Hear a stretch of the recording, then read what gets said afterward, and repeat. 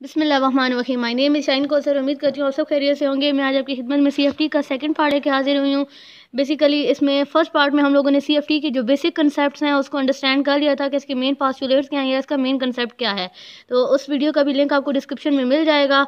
आज की particular video में हमारा फोकस होगा कि वो जो CFT को जिसकी मेन बेसिस को हम लोगों ने अंडरस्टैंड कर लिया था उसको हम लोग ऑक्टाहेड्रल ज्योमेट्री और टेट्राहेड्रल ज्योमेट्री पे इम्प्लीमेंट करके देखेंगे। बेसिकली आज का जो हमारा मेन फोकस होगा ना, वो फोकस ये होगा कि ये हम लोग सारी सेपरेटिंग देख चुके हैं, जो इसलिए मैं आपको सजेस्ट करूंगी कि आप इसका पार्ट 1 देखें तो इस पार्ट 2 को अंडरस्टैंड करना फिर आपके लिए आसान हो जाएगा। वहाँ पर हम लोगों ने ये सारी कहानी जो थी इसको अंडरस्टैंड किया था कि ये स्टेबल होता है, फिर जिस तरह लिगेंड अप्रोच करता है अनस्टेबिलिटी की तरफ क्यों जाता है, फिर ये स्प्लिटिंग किस तरह होती है, EG ऑर्बिटल क्या है, T2G ऑर्बिटल क्या है, ये सारा कुछ हम पार्ट 1 में डिस्कस कर चुके हैं। इस वीडियो का जो पर्टिकुलर फोकस होगा ना, हमारे पास क्या होता है कि जब ऑक्टाहेड्रल कॉम्प्लेक्सेस होते हैं या जब ऑक्टाहेड्रल ज्योमेट्री होती है तो इनकमिंग लिगेंड होते हैं वो इस तरीके से सेपरेटिंग करते हैं कि EG ऑर्बिटल्स जो होते हैं ये अनस्टेबल हो जाते हैं और जो T2G ऑर्बिटल होते हैं इनकी एनर्जी लोअर हो जाती है। जबकि जो फॉर द टेट्राहेड्रल कॉम्प्लेक्सेस बिल्कुल इसका रिवर्स केस होता है कि फॉर द टेट्राहेड्रल कॉम्प्लेक्सेस में अगर देखा जाए तो हमारे पास क्या होता है, जो EG ऑर्बिटल्स होते हैं वो प्रेजेंट होते हैं, उनकी यानी कि एनर्जी लो हो जाती है और जो T2G ऑर्बिटल होते हैं उनकी एनर्जी इंक्रीज हो जाती है।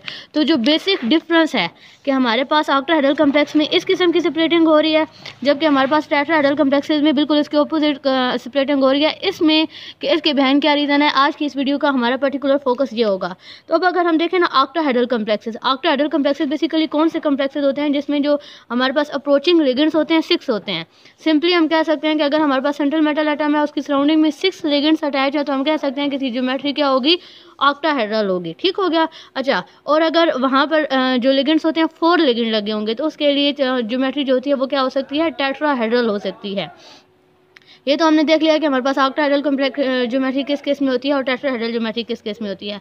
अब क्या होता है कि जो इनकमिंग लिगेंड्स होते हैं, ये जो इनकमिंग लिगेंड्स होते हैं ये 2 साइड से अटैक कर सकते हैं। कहाँ से, एक तो ये अटैक कर सकते हैं अलॉन्ग द एक्सिस और दूसरा ये अटैक कर सकते हैं बिटवीन द एक्सिस। ये जो लिगेंड्स होते हैं ये जब सेंट्रल मेटल एटम को अप्रोच करते हैं, सेंट्रल मेटल एटम के डी ऑर्बिटल्स को अप्रोच करते हैं तो ये 2 साइड से अटैक कर सकते हैं। अब देखिए along the axis and between the axis का क्या मतलब है कि ये चीज़ है, अगर अप्रोच करेंगे ये इस साइड से, अबव से, इधर से एंड बिलो से, ऐसी साइड से अप्रोच करेंगे तो इसे हम कहेंगे कि ये कहाँ से अटैक कर रहे हैं, अलॉन्ग द एक्सिस।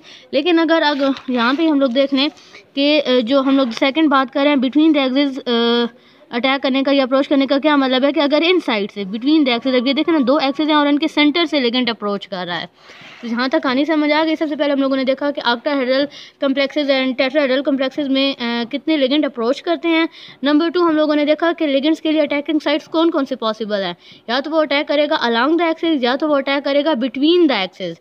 अच्छा, अब यहाँ से जो अगली कहानी निकलती है इसको भी पार्ट 1 में हमने डिस्कस किया था कि अलॉन्ग द एक्सिस, देखिए ना, जब वो अलॉन्ग द एक्सिस अप्रोच करेगा तो वो उन्हीं ऑर्बिटल्स पे अप्रोच करेगा जो अलॉन्ग द एक्सिस प्रेजेंट होंगे। और ये हम पार्ट 1 में देख चुके हैं EG एंड T2G ऑर्बिटल के डिफरेंस में कि जो EG ऑर्बिटल्स होते हैं वो अलॉन्ग द एक्सिस होते हैं। तो देखें ना कि जब वो लिगेंड अप्रोच ही कर रहा है अलॉन्ग द एक्सिस तो ऑब्वियसली वो किन ऑर्बिटल्स को अप्रोच करेगा, EG ऑर्बिटल्स को।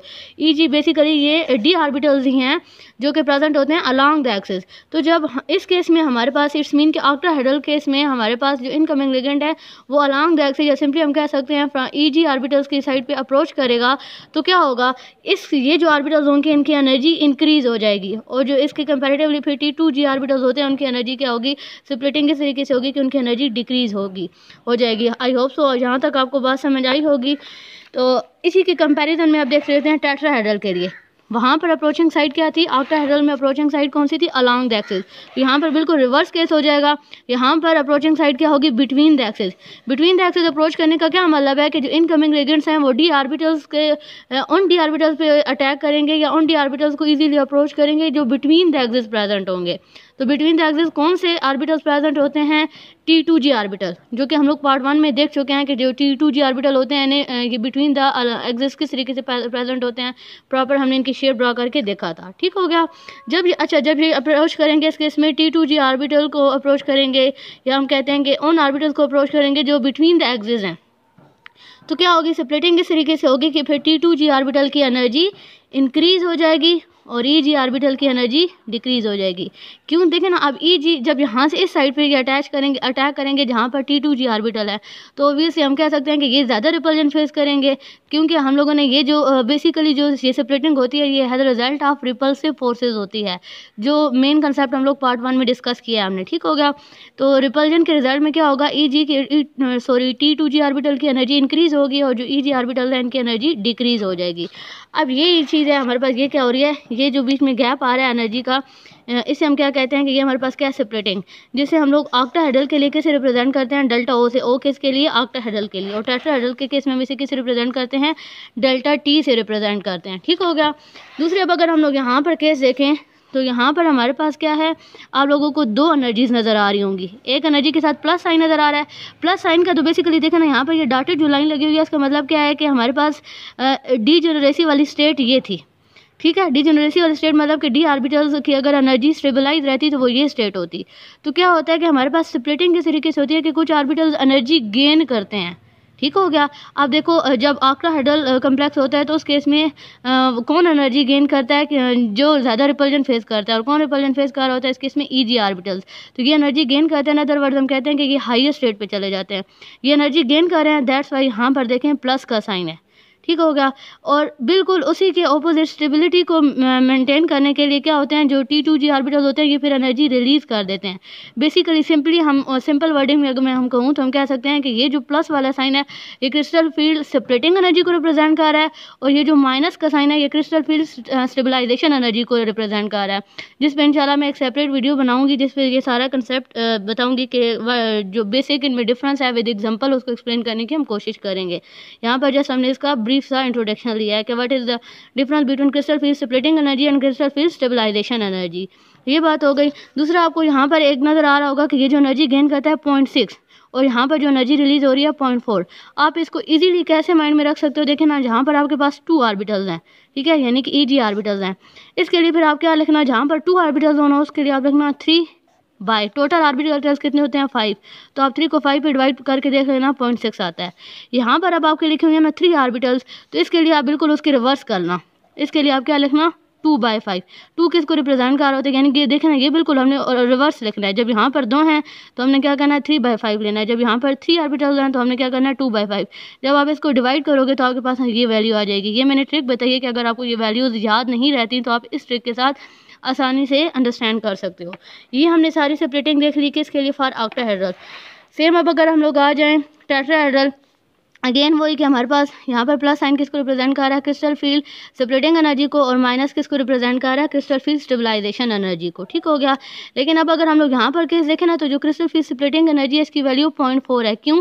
देखिए अभी मैंने आपको ट्रिक बताई है कि जहाँ पर आपको 3 ऑर्बिटल नजर आए ना तो उसके लिए आपने क्या करना है 2/5, तो आप 2/5 करोगे तो आपको 0.4 आएगा, और जहाँ पर आपको 2 ऑर्बिटल्स नजर आए वहाँ पर आपने क्या करना है 3/5, तो आप 3/5 करोगे तो आप देख लोगे कि ये जो एनर्जी आती है ये क्या आती है -0.6 आती है। आई होप सो यहाँ तक जो बेसिक CCFT की for octahedral complexes for tetrahedral complexes आपको समझ आई होंगी। यहाँ पर अब एक और क्वेश्चन भी आता है कामल जी कि हमारे पास क्या होता है, जो डेल्टा नॉट होता है, यानी कि जो क्रिस्टल फील्ड स्प्लिटिंग एनर्जी होती है फॉर ऑक्टाहेड्रल कम्प्लेक्सेस, इसकी वैल्यू हमेशा, या हम कहते हैं कि ये जो गैप होता है, इस केस में ये जो गैप होता है, ये जो स्प्लिटिंग होती है ये ग्रेटर होती है has compare to four tetrahedral complexes.